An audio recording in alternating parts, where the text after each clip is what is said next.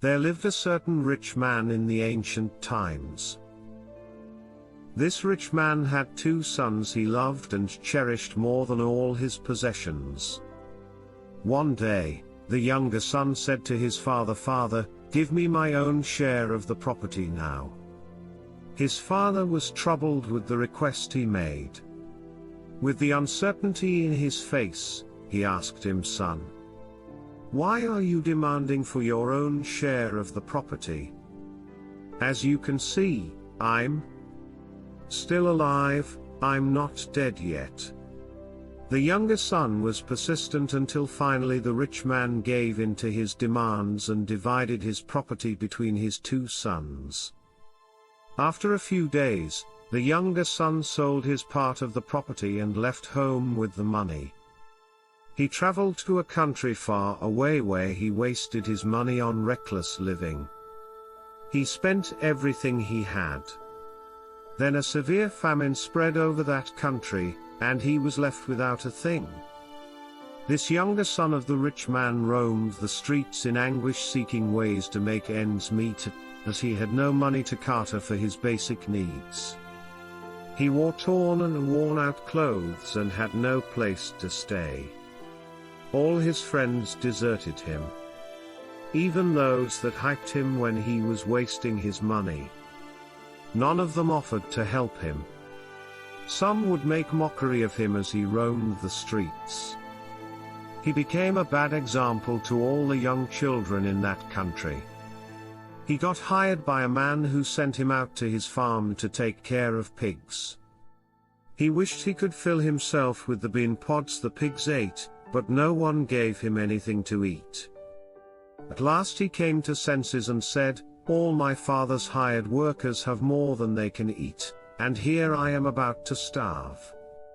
I will get up and go to my father and say, 'Father, I have sinned against God and against you. I am no longer fit to be called your son, treat me as one of your hired workers.'" So he got up and started back to his father. He was still a long way from home when his father saw him. His heart was filled with pity, and he ran, threw his arms around his son, and kissed him. "Father," the son said, "I have sinned against God and against you. I am no longer fit to be called your son." But the rich man called to his servants. "Hurry," he said. "Bring the best robe and put it on him. Put a ring on his finger and shoes on his feet. Then go and get the fattest calf and kill it, and let us celebrate with a feast. For this son of mine was dead, but now he is alive, he was lost, but now he has been found." And the feasting began. You see, in life, you'll surely mess up at one point or the other. But it is your responsibility to make sure that you don't live in the mess. A maxim we've all heard it. It's not what happens to me that matters, but what I do about it. Your whole world might be collapsing, everything around you might seem uncertain. Do not give up. Do not resort to suicide. Suicide is never a cure to pain and sufferings. Rather, it passes the pain to someone else. There is no problem without a solution. Yes, I'll say it again and again. There is no problem without a solution.